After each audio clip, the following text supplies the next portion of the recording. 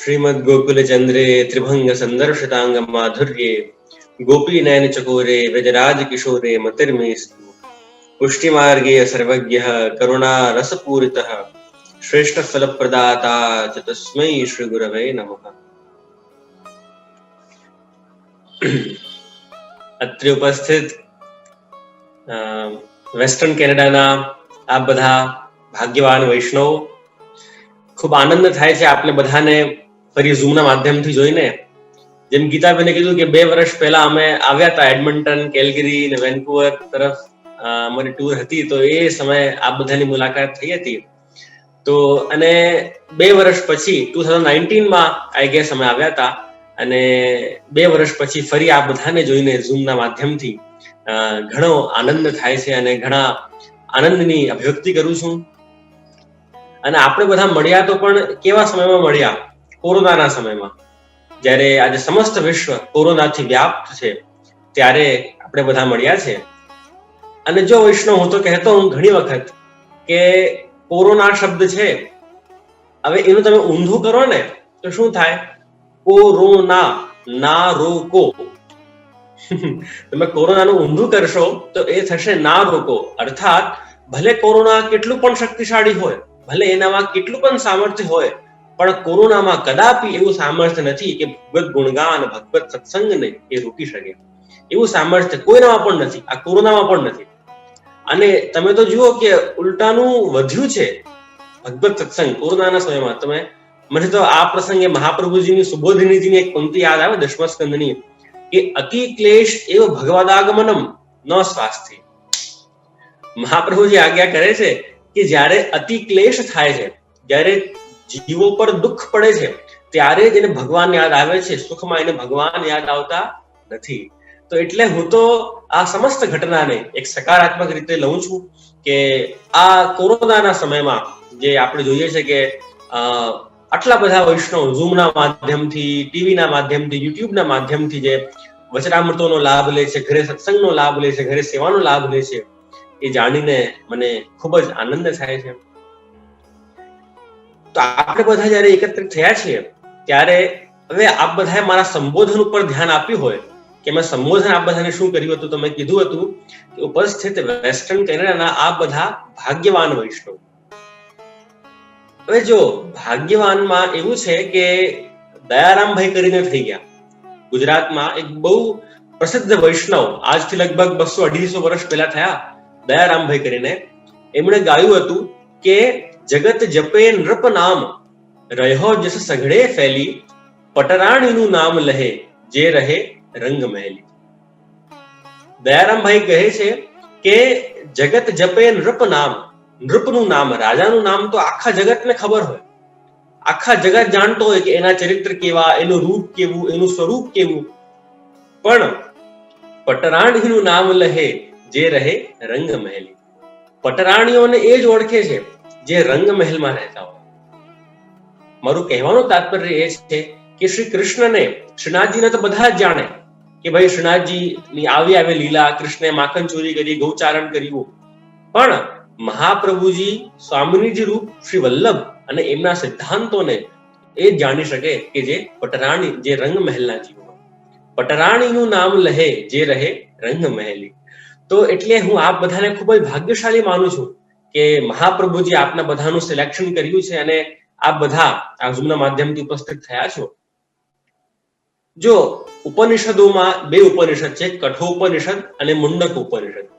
એ લોકોએ કહ્યું નાયમાત્મા પ્રવચનેન લભ્યો ન મેધયા ન બહુના શ્રુતેન યમય વૈષ વૃણતે તેન લભ્ય. ઉપનિષદો કહે છે કે આ જે પરમાત્મા છે, તો નાયમાત્મા પ્રવચનેન લભ્યો, આ તમને પરમાત્મા પ્રવચનથી નથી મળવાના. ન મેધયા, તમે કેટલા પણ બુદ્ધિમાનો, તમે એલ્બર્ટ આઇન્સ્ટાઇન થઈ જાઓ તો પણ આ પરમાત્મા તમને પ્રાપ્ત નહીં થાય. ન બહુના શ્રુતેન, તમે બહુશ્રુત બનો તો પણ નહીં થાય પરમાત્મા તમને લભ્ય. પછી પ્રશ્ન આવે કે પછી પરમાત્માની પ્રાપ્તિ થાય તો કેવી રીતે થાય? તો યમે વૈષ વૃણતે તેન લભ્ય. જેના ઉપર પરમાત્મા સ્વયં કૃપા કરે, સ્વયં જેનું વરણ કરે, જેનું સિલેક્શન કરે, એ જ પરમાત્માને પ્રાપ્ત કરી શકે. એટલે આપ બધા ભાગ્યવાન મેં કીધા, કારણ કે એનું અર્થ આપ બધા ઉપસ્થિત છો એટલે એનું અર્થ એ છે કે પરમાત્માએ આપ બધાનું સિલેક્શન કર્યું છે કે આ બધા મને જાણે અને મહાપ્રભુજીના સિદ્ધાંતો જાણીને મારા સુધી મારી પ્રાપ્તિ કરે આ લોકો. તો એટલે આ બધા ઉપસ્થિત બધા વૈષ્ણવો, જો આપણે બધા પુષ્ટિ માર્ગીઓ છીએ, આપણે બધા વૈષ્ણવો છીએ, આપણા બધાના ગુરુ એટલે શ્રી વલ્લભ. શ્રી વલ્લભે એટલો પરિશ્રમ લીધો આપણા બધા માટે કે ન પૂછો વાત. દ્વિતીય વલ્લભાખ્યાનમાં છે, અંગ બંગ કલિંગ કૈકટ માગધ મરુસુર સિંધ તે તામસના અગ હર્યા પર તાપ પદ રજ ગંધ. મહાપ્રભુજી કેટલા પ્રદેશમાં પધાર્યા, ગોપાલદાસજી એનું વર્ણન કર્યું છે. અંગ બંગ કલિંગ કૈકટ, અને અનેક જીવ પર કૃપા કરવા, દેશાંતર પ્રવેશ, આપણા બધા પર કૃપા કરવા શ્રી મહાપ્રભુજીએ આખું પ્રદેશ કર્યું છે. અને શ્રી મહાપ્રભુજીએ આપણા જીવનમાં અનેક ગ્રંથો લખ્યા. વિષ્ણુ સુબોધિનીજી લખી, શાસ્ત્રાર્થ પ્રકરણ લખ્યું, તત્વાર્થ દીપ નિબંધ લખ્યું. પણ મહાપ્રભુજીના બધા જ ગ્રંથોમાં કોઈ એક એવું સંકલન કે જે બહુ વિશેષતા ધરાવતો હોય ને, એ છે ષોડશ ગ્રંથ. ષોડશ એટલે સંસ્કૃતમાં 16 ગ્રંથોનો સંકલન, એનું કલેક્શન એટલે થયું ષોડશ ગ્રંથ. ફરી કહીશ કે એવું એક સંકલન, એવું એક કલેક્શન કે જ્યાં મહાપ્રભુજીના લખાયેલા 16 ગ્રંથો છે, એનું નામ છે ષોડશ ગ્રંથ. એમાં ઘણા બધા ગ્રંથો છે, યમનાષ્ટક છે, બાલબોધ છે, સિદ્ધાંત મુક્તાવલી છે, અને આપણે આજે જેના પર ચર્ચા કરવાના છીએ એ ગ્રંથ પણ, જેનું નામ છે નવરત્ન, એ પણ આજ એનો અંગ છે. ષોડશ ગ્રંથનો જે અંગ છે નવરત્ન. નવરત્નનો હું આપણે બધાને કહું કે મુખ્ય વિષય એ કોઈ હોય, એ છે ચિંતા. ચિંતાની નિવૃત્તિ કેવી રીતે થાય અને ભગવત પ્રાપ્તિ કેવી રીતે થાય, એ આ નવરત્ન ગ્રંથનો મુખ્ય વિષય છે. હવે ચિંતા વિષય જો મને કહેવું હોય તો મારાથી વધારે આપ બધા કહી શકો છો, કારણ કે એવું કહેવાય કે stress is a new fashion in USA and Canada, કે ચિંતા કરવાની તો ત્યાં ફેશન છે યુએસમાં અને કેનેડામાં. એટલે ચિંતા વિશે કહેવું હોય તો આપ બધા મારાથી વધારે કહી શકો છો. પણ મહાપ્રભુજી પ્રમાણે ચિંતા શું અને એની નિવૃત્તિ કેવી રીતે થાય, ચિંતા છે જો એક પ્રોબ્લેમ છે, એની નિવૃત્તિ કેવી રીતે થાય, એનું નિરૂપણ આ ગ્રંથમાં કરવામાં આવ્યું છે. જો આપણું માર્ગ પુષ્ટિ માર્ગ, આ બધાને જેમ મેં કીધું, પુષ્ટિ માર્ગ એટલે 10મા સ્કંદના 36મા અધ્યાય મહાપ્રભુજીનું વર્ણન કર્યું કે પુષ્ટિર નામ યા સર્વે પુષ્ટા ભવંતિ. પુષ્ટિ માર્ગ એ છે કે જેનાથી બધા પુષ્ટ થાય, જેનાથી બધા આનંદમાં આવે, જે માર્ગમાં લોકોની ચિંતાની નિવૃત્તિ થાય અને ભગવત પ્રાપ્તિ થાય, એનું જ નામ છે પુષ્ટિ માર્ગ. અર્થાત કૃપાનું માર્ગ, પ્રભુની કૃપા જ્યાં નિયામક છે, અનુગ્રહ પુષ્ટિ માર્ગે નિયામક, મહાપ્રભુજીની આજ્ઞા છે, એવું જ માર્ગ એ પુષ્ટિ માર્ગ. એટલે તમે જુઓ વૈષ્ણવ, તો ઘણા લોકોને છે ને એવી આદત હોય, કઈ પણ કહે ને કે જે આપની કૃપાથી થયું, કે જે આપની કૃપાથી. સૌરાષ્ટ્રમાં અમે જઈએ તો ત્યાં ઘણું આ પ્રચલન છે કે ભાઈ નવું ઘર લીધું જે આપની કૃપાથી, નવી ગાડી લીધી તો જે આપની કૃપાથી. હવે એક દિવસ એવું થયું કે અમારે ત્યાં હવેલીમાં વૈષ્ણવ આવતા હોય, રોજના ફિક્સ અમુક વૈષ્ણવ હોય, અમારો સત્સંગ ચાલે રોજ સાંજે 7 વાગે.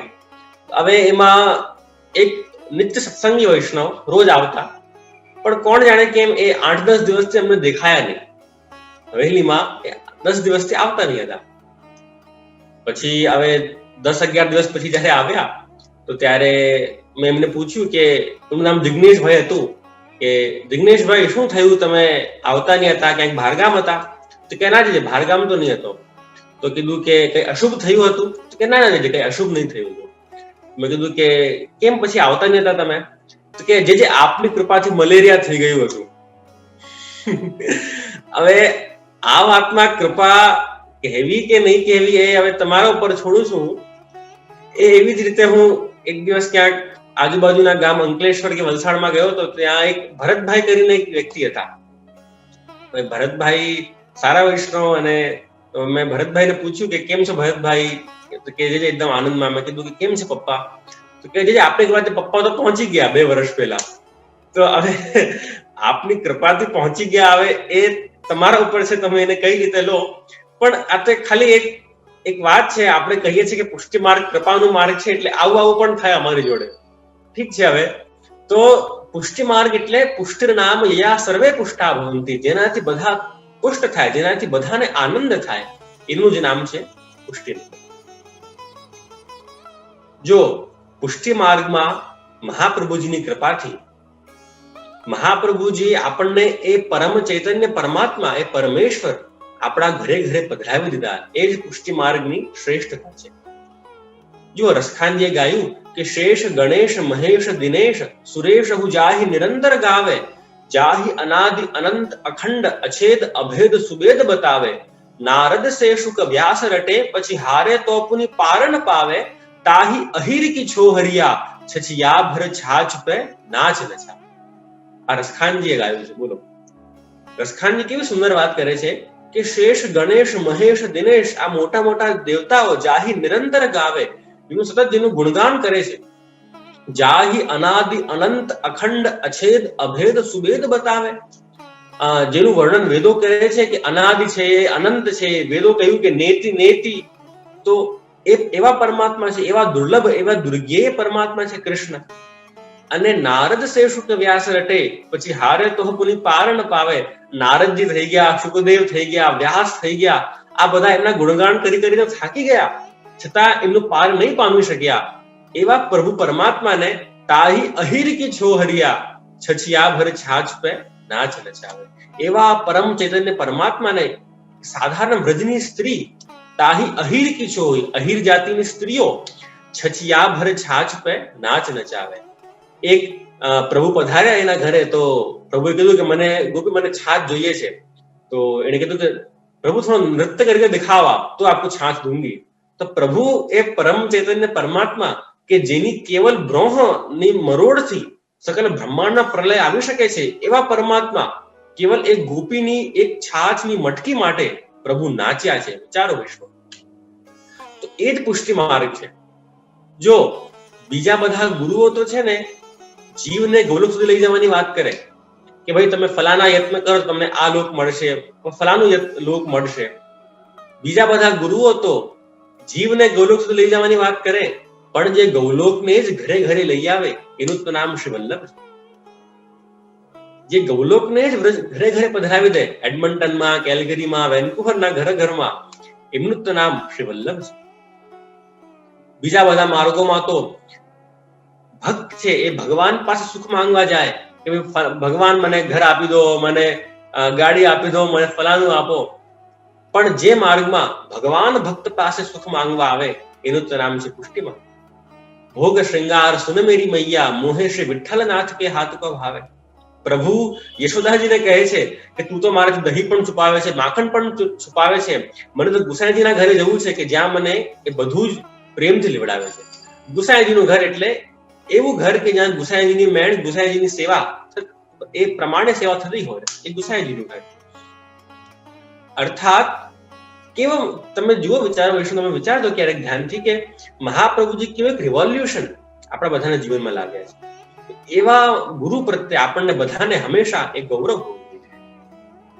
જો હું છે ને ફરી વિષયાંતર થઈ જશે મારાથી, મારું એક ચિત્ત ચકડોળે ચડે, પછી બધી જગ્યાએ ફરીને આવે એટલે તમે બધા યાદ અપાવતા રહેજો કે આપણને નવરત્ન કરવું છે, નકર 2 દિવસમાં પૂરું નહીં થાય. તો હવે આપણે આપણા મુખ્ય વિષય પર આવીશું કે નવરત્ન. જો નવરત્ન વિશે ચર્ચા કરીએ, હવે તો 16 ગ્રંથમાં છે ને ગ્રંથોની અલગ અલગ પ્રકાર છે. ગ્રંથોના અમુક ગ્રંથો સ્તુતિ છે, જેમ યમુનાષ્ટક, નમામિ યમુનામહમ, મહાપ્રભુજીએ યમુનાજીને વંદન કર્યું છે. અમુક ગ્રંથો એ સિદ્ધાંત નિરૂપક ગ્રંથો છે, જેમ સિદ્ધાંત રહસ્ય, કે એમાં સિદ્ધાંત નિરૂપવામાં આવ્યા છે. જ્યારે અમુક ગ્રંથો એ કોઈ વૈષ્ણવ માટે સ્પેસિફિક લખાયા છે. જેમ આ નવરત્ન ગ્રંથ છે, એ ગોવિંદ દુબે નામના વૈષ્ણવ હતા, એમના માટે આ ગ્રંથ સ્પેશિયલી મહાપ્રભુજીએ લખ્યું છે. હવે કેમ લખ્યું? તો ગોવિંદ દુબે પ્રભુની સેવા કરતા હતા, પણ એમનું સેવામાં પ્રભુમાં ચિત્ત લાગતું નહીં હતું. ચિત્ત એમને બહુ ઉચાટ રહેતું હતું, એમને બહુ ચિંતા રહેતી હતી. એ ચિંતાને દૂર કરવા ગોવિંદ દુબે પ્રશ્ન મોકલ્યું મહાપ્રભુજીને કે જે મન નથી લાગતું સેવામાં, અને તો એનું ઉત્તર મહાપ્રભુજીએ પત્રમાં આપ્યું, અને એ પત્રમાં આ આખું ગ્રંથ લખીને મહાપ્રભુજીએ ગોવિંદ દુબેને આપ્યું. અર્થાત મહાપ્રભુજીએ આ ગ્રંથ ગોવિંદ દુબે માટે લખ્યું અને એ પત્ર દ્વારા ગોવિંદ દુબેને આપ્યું છે. જો નવરત્નો સમાન નવ શ્લોક નું આ ગ્રંથ છે. આમાં નવરત્ન કેમ છે? કારણ કે એક એક રત્ન તમે પોતાના હૃદયમાં ધારણ કરો અને તમારી મનની એક ચિંતા દૂર થતી જાય. જેમ રત્ન કેવી રીતે પ્રકાશ કરે અંધકારમાં, એવી રીતે આ શ્લોક રૂપી રત્નો તમારા હૃદયમાં પ્રવેશ કરીને તમારા હૃદયની ચિંતા રૂપી અંધકારને પ્રકાશિત કરશે અને તમને ભગવત પ્રાપ્તિ કરાવવા આ બધા રત્નો ખૂબ જ ઉપયોગી છે.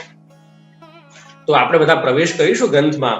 હવે હું આશા રાખીશ કે આપ બધાના ઘરે કદાચ ષોડશ ગ્રંથની કોઈ કિતાબ હોય તો ઠીક, જેના ઘરે હોય એ પોતે લઈને બેસી શકે છે. બાકી અહીંયા મેં સ્ક્રીન શેરિંગનું પણ એક વ્યવસ્થા કરી છે, તો એના દ્વારા પણ હું અહીંયા સ્ક્રીન શેર કરું છું, તો એમાં નવરત્નના બધા જ શ્લોકો અહીંયા આવી જશે. તો જેનાથી જેના ઘરે હોય એ ત્યાં જોઈ શકે છે, અને જેના ઘરે નહીં હોય ષોડશ ગ્રંથની કિતાબ, એ આ સ્ક્રીન શેરિંગના માધ્યમથી પણ એ લોકો જોઈ શકે છે. તો એક મિનિટ આને શરૂ કરું. જો આ શરૂ થાય એના પહેલા નવરત્ન વિશે ઘણા બધા મિસકન્સેપ્શન્સ લોકોના દિમાગમાં છે. એક દિવસ એક ભાઈ અમને પૂછતા હતા કે જે નવરત્નના 9 પાઠ કરીએ તો દીકરીના લગ્ન થઈ જાય ને. મેં કીધું કે એવું મહાપ્રભુએ આગે કોઈ કરી નથી કે દીકરીના લગ્ન થઈ જાય નવરત્નના 9 પાઠ કરો તો એટલે એવું નથી. નવરત્નના 9 કે જે આ નવરત્ન કરીએ પછી અમને હાથમાં રત્નો નહીં પહેરવાના ને. જો વૈષ્ણવ એવું છે કે એક બીજી પણ મિસકન્સેપ્શન ઘણાના દિમાગમાં હોય છે કે બધા રત્નો પહેરે કે ભાઈ તમારું શનિ નબળું છે એટલે તમે પિરોજા પહેરો કે માણિક પહેરો. હવે રત્નો, એક વાત આ બધાને સ્પેસિફાય કરું કે રત્નો ક્યારે પણ તમારું ભાગ્ય બદલવાની તાકાત રત્નોમાં ક્યારે પણ નથી. વસ્તુ સ્પષ્ટ સમજ. ફરી કહીશ, જે આપણે બધા રત્નો પહેરીએ, હાથમાં ડોરાઓ પહેરીએ, એ લોકોમાં ક્યારે પણ એવું સામર્થ્ય નથી કે તમારું એ ભાગ્ય બદલી શકે. તો પછી તમે કહો કે જે રત્નો પછી કેમ પહેરવા? બધા ઘણા લોકો પહેરતા હોય રત્ન. એ લોકોમાં ભાગ્ય બદલવાની તાકાત કદાપી નથી, પણ એ લોકો કેવલ તમારી જે મનની સ્થિતિ છે એને કંટ્રોલ કરી શકે. બાકી જો કછું લેખ લખ્યો નંદનંદન મીટે શકે નહીં કોઈ. તે નંદનંદને લખી દીધું આપણા માટે, તો કોઈના પણ એવું સામર્થ્ય નથી એ વસ્તુને એ કોઈ મટાવી શકે. એટલે એ આપણું ભાગ્ય તો જે છે એ રહેવાનું જ છે, પણ એ વસ્તુની અસર આપણા પર કેવી થાય એનું ખાલી એની એ કંટ્રોલ ખાલી આ રત્નો કરી શકે છે. અને જો ભગવદીઓએ તો શું ગાયું કે આ માર્ગ છે શૂરાનો, નહીં કાયરનું કામ રે. આપણું પુષ્ટિ માર્ગ તો શૂરવીરોનો માર્ગ છે. કે જેને ઘરે નવરત્નની ચોપડી હોય એ ઘરે જોઈ શકે છે. અને અહીંયા સ્ક્રીન શેરિંગનું પણ ઓપ્શન છે, તો એનો પણ આપણે બધા લાભ લઈએ. અને સ્ક્રીન શેરમાં મારી પાસે એના અમુક પિક્સ છે શ્લોકોના, તો જેની પાસે નહીં હોય ઘરે પુસ્તિકા, એ આ શ્લોકો જે સ્ક્રીન પર જે શ્લોકો છે એના દ્વારા પણ શ્લોકોનું અધ્યયન કરી શકે છે. હવે નવરત્ન ગ્રંથ જેમ આપ બધાને મેં કીધું કે એ ગોવિંદ દુબે માટે રચાયું, અને ચિંતાની નિવૃત્તિ કેવી રીતે થાય અને ભગવત પ્રાપ્તિ કેવી રીતે થાય, મુખ્ય ઉદ્દેશ્ય આ આખા ગ્રંથનું એ જ રહ્યું છે. તો આનું પ્રથમ શ્લોક આ પ્રમાણે છે કે ચિંતા કાપી ન કાર્યા નિવજતાત્મ ભીહી કદાપીતિ ભગવાન પુષ્ટસ્થો ન કરીષ્યતિ લૌકિકીમ જગતિ. હવે અહીંયા સ્ક્રીન શેરિંગ થોડી થતી નથી, એટલે આપણે ફરી પછી ટ્રાય કરી લઈશું. પણ જે આપણો સમય છે એમાં આપણે નવરત્ન ગ્રંથની ચર્ચા કરીએ. તો બધાના ઘરે હું જોઉં છું ઘરની પાસે પુસ્તક છે એટલે વાંધો નથી. તો ચિંતા કાપી ન કાર્યા નિવજતાત્મ ભીહી કદાપીતિ ભગવાન પુષ્ટસ્થો ન કરીષ્યતિ લૌકિકીમ જગતિ. આ પ્રથમ શ્લોક છે. હવે આમાં મહાપ્રભુ જે આજ્ઞા કરે છે કે ચિંતા વૈષ્ણવને ક્યારે પણ નહીં કરવી. ચિંતા કાપી ન કાર્યા, અને કોને નહીં કરવી? નિવેદિતાત્મભિઃ કદાપીતિ. જે નિવેદિત આત્મા છે, જે લોકોનું બ્રહ્મ સંબંધ થઈ ચૂક્યું છે, એ લોકોએ ક્યારે પણ કોઈ પણ પ્રકારની ચિંતા નહીં કરવી. કેમ નહીં કરવી? કારણ કે ભગવાન અભિ પુષ્ટસ્થો, જે પ્રભુ છે, ભગવાન છે, એ પુષ્ટસ્થ છે, અર્થાત પ્રભુ કૃપાળુ છે. ન કરીષ્યતિ લૌકિકીમ ચ ગતિમ. પ્રભુ ક્યારે પણ તમારી લૌકિક ગતિ નહીં કરશે, એટલે વૈષ્ણવને ક્યારે પણ ચિંતા નહીં કરવી. આનું સિમ્પલ અર્થ થયું શ્લોકનું. જો હવે તમે શબ્દ પર ધ્યાન આપ્યું, ચિંતા કાપી ન કાર્યા. કાપી એટલે કોઈ પણ પ્રકારની ચિંતા નહીં કરવી, લૌકિક પણ નહીં કરવી અને અલૌકિક પણ નહીં કરવી. જો લૌકિક ચિંતા કેવી કે લૌકિક ચિંતા વિશે તો તમને કહેવું નહીં પડે કે ભાઈ લગ્ન નથી થતા અને જોબ નથી લાગતી ને ઓછા માર્ક્સ આવે છે, આ લૌકિક ચિંતા થઈ. અને અલૌકિક ચિંતા એવી થઈ કે જો આ ધ્યાન આપવા જેવી ચિંતા છે કે હું પ્રભુને મંગલ ભોગમાં મિશ્રીનો કટોરો ધરું છું, તો શું પ્રભુ એનો અંગીકાર કરે છે? શું મારા ઘરે બિરાજતા પ્રભુ એ સાક્ષાત પ્રભુ છે? શું મારાથી પ્રભુ પ્રસન્ન હશે?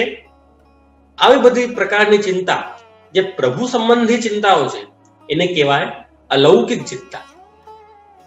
મહાપ્રભુ જે આજ્ઞા કરે છે કે વૈષ્ણવને ક્યારે પણ લૌકિક ચિંતા પણ નહીં કરવી અને અલૌકિક પણ નહીં કરવી. કેમ નહીં કરવી? કારણ કે ભગવાન હવે પુષ્ટસ્થો, જે આપણા પ્રભુ છે, જે ભગવાન છે, એ કૃપાળુ છે. જો ક્યારે પણ ચિંતા નહીં કરવી એ મહાપ્રભુજીની આજ્ઞા છે, પણ આમાં છે ને એક બે એક્સેપ્શન્સ છે. હું એવું પર્સનલી માનું છું કે એ ચિંતા જે તમને પ્રભુનું સ્મરણ કરાવે, એનાથી વિશેષ અને સારી વાત બીજી શું કહી હોય શકે? જો ભગવદીઓએ ગાયું છે કે સુખ કે માથે શીલ પડો, હરિ હૃદય સે જાય, બલિહારી વો દુઃખ કી, જે પલ પલ નામ જપાય. જો ભગવદીઓએ શું ગાયું છે કે સુખ કે માથે શીલ પડો, અમારા માટે એ સુખ શું કામનું કે જે પ્રભુનું વિસ્મરણ કરાવે. ભગવદીઓ ગાય એટલે કે બલિહારી વો દુઃખ કી, જે પલ પલ નામ જપાય. અમારા માટે તો એ દુઃખ જ કામનું કે જે પ્રભુનું સ્મરણ કરાવે. જો વૈષ્ણવ સુખ આવે ને તો આપણે બધા છે ને પ્રભુને ભૂલી જઈએ કે ભાઈ સરસ ઘર આવી ગયું, કે સરસ કોઈ સુખ સમૃદ્ધિ, કોઈ પ્રમોશન મળી ગયું, આપણે પ્રભુને ભૂલી જઈએ છીએ. એટલે જ આપણા ભગવદીઓ ગાયું કે અમારા માટે સુખ કામનું નથી, અમારા માટે દુઃખ કામનું છે, અમારા માટે તો ચિંતા કામની છે કે જે પ્રભુનું સ્મરણ કરાવે. બલિહારી વો દુઃખ કી, જે પલ પલ નામ જપાય. અને આમાં પણ અમુક ચિંતાઓ છે ને વૈષ્ણવ, એ ભાગ્યથી મળે. ચિંતા બધા ચિંતા કરતા હોય, બધા મનુષ્ય એટલે બધા ચિંતા કરશે જ, પણ અમુક એવી ચિંતાઓ છે કે તમને ભાગ્યથી મળશે. એવી ચિંતા કે જેમ અરે કાલે શરદ પૂર્ણિમા છે, કાલે પ્રભુ માટે સામગ્રી કરી કે નહીં? અરે કાલે દિવાળી છે, કાલે પ્રભુના વસ્ત્ર સિદ્ધ કર્યા કે નહીં? અરે કાલે જન્માષ્ટમી છે, કાલે કયા કીર્તન પ્રભુ સન્મુખ ગાઉં? જો આ પ્રમાણેની ચિંતા તમને થતી હોય તો માનજો કે તમે બધા ખૂબ જ ભાગ્યશાળી છો. આવી ચિંતા તો વૈષ્ણવ ભાગ્યથી મળે, બધાને આવી ચિંતા નહીં થાય. જો તમને આવી ચિંતા થતી હોય તો તમારા આ સદભાગ્ય છે, તમારા મહદભાગ્ય છે કે તમને આવી ચિંતા થાય છે. પણ મહાપ્રભુજીની આજ્ઞા છે કે લૌકિક ચિંતા વૈષ્ણવને ક્યારે નહીં કરવી. હવે જો ચિંતા ઉપજે પણ છે ને, કેમ ઉપજે છે? ચિંતાનું હંમેશા એક વાત બધા સ્પષ્ટ સમજજો, ચિંતાની ઉત્પત્તિનું કારણ છે અવિશ્વાસ. અવિશ્વાસ હશે તો ચિંતા આવશે. જો વિશ્વાસ હોય, ચિંતાનું કોઈ સ્થાન જ નથી. જેમ તમે જો મહાભારતનો એક પ્રસંગ આવે કે ભીષ્મ પિતામહ અને અર્જુનનો પ્રસંગ. હવે એક દિવસ એવું થયું મહાભારતના યુદ્ધમાં કે ભીષ્મ પિતામહ એવું એનાઉન્સ કરી દીધું કે કાલે હું અર્જુન જોડે યુદ્ધ કરવાનું. નો ડાઉટ અર્જુન બહુ એક શ્રેષ્ઠ યોદ્ધા હતા, પણ ભીષ્મ પિતામહ તો બહુ એક્સપિરિયન્સ હતા અને બહુ વયસ્ક હતા. ભીષ્મ પિતામહ, અર્જુન ની એવું તાકાત નહીં હતી કે એમને હરાવી શકે ભીષ્મ પિતામહ. તો બધા ખૂબ જ ચિંતામાં કે અરે કાલે શું થશે, કાલે શું થશે. બધાએ વિચાર્યું કે ચાલો આપણે બધા આજે રાત્રે મીટિંગ ગોઠવીએ, એક સંગોષ્ઠી કરીએ કે જેમાં આપણે ચર્ચા કરીશું કે અર્જુનને કાલે શું કરવાનું રહેશે, એની આપણે એની સુરક્ષા કેવી રીતે કરીશું. તો આ પ્રમાણે બધાએ વિચાર કર્યો અને બધા જે પાંડવોનો જે મુકામ હતો બધા એકત્રિત થયા. પણ હવે એક સરપ્રાઈઝ તો એવી હતી, બધાને આશ્ચર્ય થાય એવી વાત એવી હતી કે જેના માટે આ મીટિંગ ગોઠવાઈ હતી, જેની બધાને ચિંતા હતી, એ અર્જુન પોતે જ ત્યાં ઉપસ્થિત નહીં હતા. અર્જુન પોતે જ ત્યાં નહીં હતા. તો બધાને આશ્ચર્ય થયું, અમે બધા અર્જુન માટે આટલા બધા ચિંતિત છીએ અને પોતે અર્જુન ગાયબ છે, ક્યાં ગયો? તો બધા કોઈ કહે કે અરે એ તો ડરી ગયો છે, તો કાયર છે. કોઈ કે ના ના, એ તો ડરીને ભાગી ગયો છે, તો યુદ્ધ છોડીને ભાગી ગયો છે. બધા આવી વાતો કરતા હતા. તો ત્યારે કૃષ્ણ ભગવાન પણ ઉપસ્થિત હતા ત્યાં. તો એમને કીધું કે એક મિનિટ રૂકો, હું એના મુકામ પર જઈને આવું, ત્યાં જોઉં કે અર્જુન ત્યાં છે કે નહીં. કૃષ્ણ ભગવાન ગયા અને કૃષ્ણ ભગવાને શું જોયું કે અર્જુન તો એ ઊંઘતા હતા પલંગ પર આનંદથી. કૃષ્ણ ભગવાનને આશ્ચર્ય થયો કે પ્રભુએ અર્જુનને જગાડ્યો. અરે અર્જુન, ફટાફટ જાગ, શું કરે છે તું? ત્યારે તારું આટલું મોટું યુદ્ધ છે અને તું અહીંયા નિરાશથી ઊંઘે છે, ફટાફટ જાગ. તો અર્જુને જાગતા જાગતા કીધું, અર્જુન જાગ્યા અને એને કીધું કે હે પ્રભુ, જેના માટે આ જગતના નાથ જાગતા હોય એને તો પછી ઊંઘવાનું જ હોય ને. કે જેની ચિંતા આપ કરતા હો, જેના માટે આપ રાત જાગતા હો મારી ચિંતા માટે, પછી હવે હું જાગીને શું કરીશ? તો જો અર્જુનની ચિંતાની નિવૃત્તિનું કારણ શું હતું? એનો પ્રભુ પ્રત્યેનો વિશ્વાસ. એટલે જો વિશ્વાસ હોય, ચિંતાનું કોઈ સ્થાન જ નથી. વિશ્વાસનો વૈષ્ણવ આપણા જીવનમાં ઘણો મહત્વ. તુલસીદાસજી રામચરિતમાનસ કે આ બધાને ખબર છે, એના કિષ્કિંધા કાંડમાં, રામચરિતમાનસના કિષ્કિંધા કાંડમાં બહુ સુંદર વાત તુલસીદાસજી કરે છે કે બિટપ ઓટ દેખ હી રઘુરાઈ. કે જયારે સુગ્રીવ અને બાલીનું યુદ્ધ ચાલતું હતું તો રામચંદ્રજી ત્યાં ઉપસ્થિત તો હતા, પણ આપશ્રી બિટપ ઓટ હતા. અર્થાત વડના વૃક્ષની પાછળ ઉપસ્થિત રહીને આપ જોતા હતા કે બંને ઝઘડે છે. હવે આ તો સિમ્પલ વાત થઈ, પણ શાસ્ત્રો આનું અર્થઘટન એવી રીતે કરવામાં આવ્યું કે જો શાસ્ત્રો કહે છે કે વડનું વૃક્ષ છે ને એ વિશ્વાસનું પ્રતીક છે. વડનો જે વૃક્ષ હોય એ વિશ્વાસનું પ્રતીક છે. એવી જ રીતે જેવી રીતે ત્યાં બાલી અને સુગ્રીવ લડતા હતા, પ્રભુ ત્યાં ઉપસ્થિત તો હતા.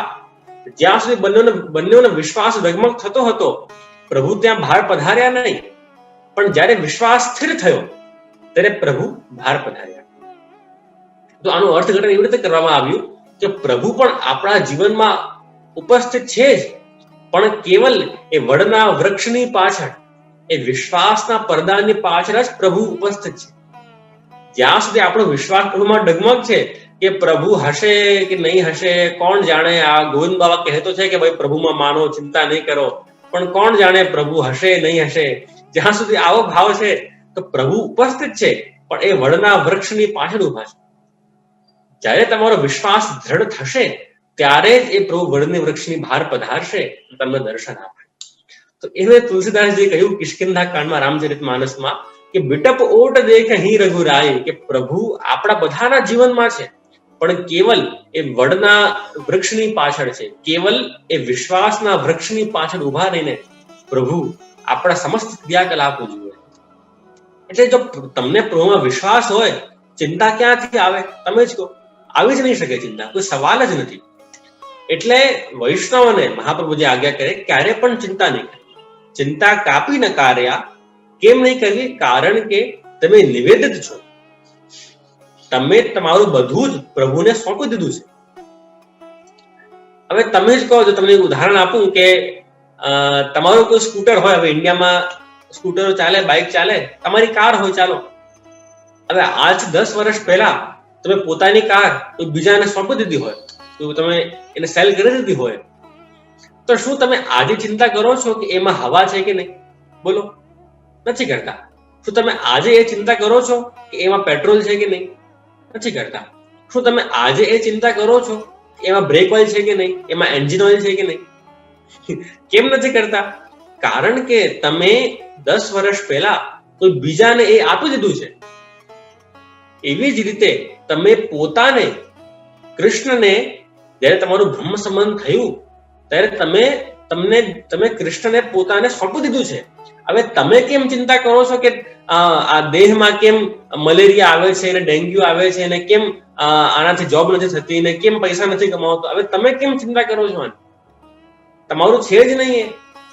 આ વાત સ્પષ્ટ મહાપ્રભુજી આમાં આગળ કરે છે. કારણ કે તમે નિવેદિત છો, કારણ કે તમે પોતાનું બધું જ પ્રભુને સોંપી દીધું છે, એટલે તમે ચિંતા નથી કરવી. તમારો અધિકાર નથી ચિંતા કરવાનો. તમે પછી પણ ચિંતા કરો, તમે કોણ કહેવાઓ? મૂર્ખ કહેવાઓ તમે. જો એવો કોઈ વ્યક્તિ હોય 10 વર્ષ પહેલાની ગાડીની ચિંતા આજે પણ કરતો હોય, પછી એ મૂર્ખ નહીં તો કોણ કહેવાય? તમે જ કહો મને. મૂર્ખ જ કહેવાય. એટલે ચિંતા વૈષ્ણવને તો ક્યારે કરવી જ નથી. ચિંતા એ વાત સ્પષ્ટ સમજો. એટલે પ્રભુમાં વિશ્વાસ હોય તો ચિંતા નહીં થાય. બીજી પંક્તિ તમે આ શ્લોકને જોશો તો શું છે? ભગવાન આપે પુષ્ટસ્થો, કે આપણા પ્રભુ છે ને એ કૃપાળુ છે. આમાં ટીકાઓમાં આચાર્ય આના બે અર્થ કર્યા કે પુષ્ટસ્થ એટલે પ્રભુ કૃપાળુ છે એ અર્થ પણ થયું, અને પુષ્ટસ્થનો અર્થ ધ્યાન સમજો આ બધા, કે મહાપ્રભુજીએ આપણો અંગીકાર પ્રભુને કર્યો છે એનો પણ અર્થ થયો પુષ્ટસ્થ. કારણ કે મહાપ્રભુજીએ આપણો અંગીકાર પ્રભુને કરાવ્યો છે એટલે પ્રભુમાં પણ એવું સામર્થ્ય નથી કે આપણને પ્રભુ છોડી શકે. એ સ્પષ્ટ વાત છે. જો રામાનંદ પંડિતની વાર્તા આવે 84 વૈષ્ણવની વાર્તામાં, તો રામાનંદજી થાનેશ્વર ગામમાં રહેતા, અને એક દિવસ એવું થયું કે મહાપ્રભુજી એમના ત્યાં રાત્રે રોકાયા, મુકામ હતો. તો રામાનંદજી પોતાની પત્નીને કહેતા હતા, અરે ફટાફટ આજે ગોબરના જે પૂડાઓ છે એ બધા સંકેલી લો, નકર આ બધા વૈષ્ણવ આવ્યા છે એ બધા લઈ જશે.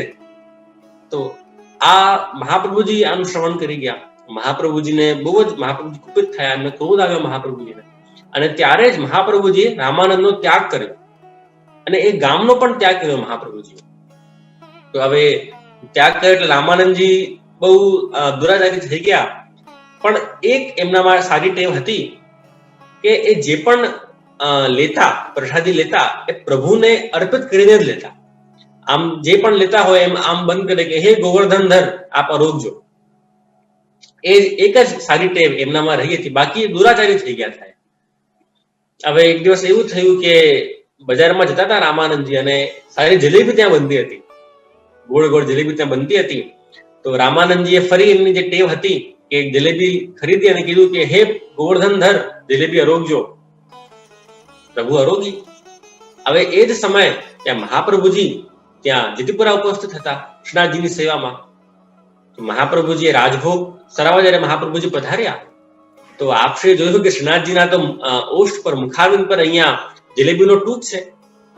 તો મહાપ્રભુજીએ વિનંતી કરી કે જે આજે તો આપ જલેબી ક્યાંથી આરોગી? અમે તો જલેબી ભોગ ધરીને જ, આજે તો કોઈ ઉત્સવ પણ નહીં હતો. તો શ્રીનાથજી આગે કરી કે કાકાજી આપકો સેવક है ना रामानंद, મને हमको લેવાય. મહાપ્રભુજીને આશ્ચર્ય થયો, એનો તો મેં ત્યાગ કર્યો છે. મહાપ્રભુજી વિનંતી કરી કે પણ બાબા मैंने तो आपको त्याग किया है. ત્યારે શ્રીનાથજીએ બહુ સુંદર આજ્ઞા કરી કે હે કાકાજી, ભલે आपने वाको त्याग किया है, पर जो वैष्णव को आप हाथ मुकू एक बार सौंप दो, फिर वाको मैं त्याग कैसे कर सकूं? આપ ભલે ત્યાગ કરી દો, પણ મારામાં તો એવું સામર્થ્ય નથી કે પછી આપે જેનો મને અંગીકાર કરાવ્યો છે એનો હું ત્યાગ કરું, એવો મારામાં તો સામર્થ્ય નથી. શ્રીનાથજીએ મહાપ્રભુજીને આજ્ઞા કરી. તો એટલે મહાપ્રભુજી પણ એક ક્ષણ માટે તમને છોડશે, પણ શ્રીનાથજી નહીં છોડે. મહાપ્રભુજી પણ છોડે તો કેમ મહાપ્રભુજી એનો ત્યાગ કર્યો? એ પરીક્ષા માટે એનો ભાવ પ્રકાશમાં આગળ એનું વર્ણન છે.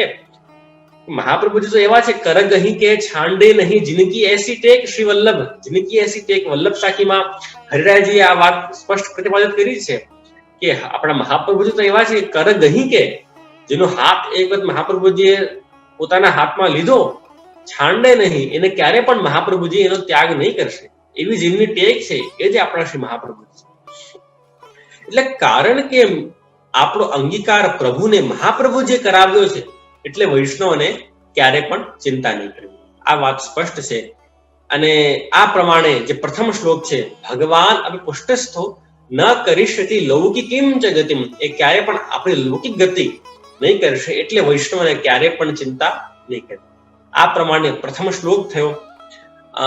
હવે આપણે બીજા શ્લોક પર આમાં 9 શ્લોક છે, એટલે મારો એવો પ્રયાસ રહેશે કે આજે જો આપણા 4 શ્લોક થઈ જતા હોય તો જે બાકીના 5 શ્લોક છે એની ચર્ચા આપણે કાલે કરી શકીએ. તો હવે પ્રથમ શ્લોક આ પ્રમાણે હતો. હવે હું આશા રાખું છું કે આપ બધાને કદાચ સ્ક્રીન પર એ શ્લોક દેખાતું હોય. 1 મિનિટ, આ કદાચ લોડ થાય છે. જેની ઘરે પુસ્તકો હોય એ પુસ્તકમાં જોઈ શકે છે, જેની પાસે પુસ્તક નહીં હોય એ સ્ક્રીન પર જોઈ શકે છે. હિમલભાઈ, દેખાય છે શ્લોક બધાને?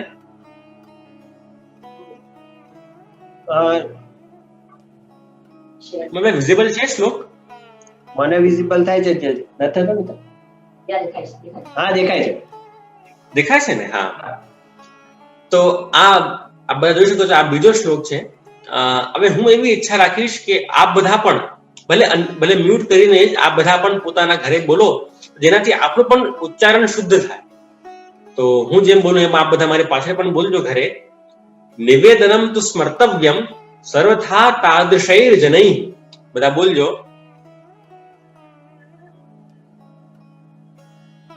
સર્વેશ્વરશ્ચ સર્વાત્મા નિજેચ્છાતઃ કરિષ્યતિ.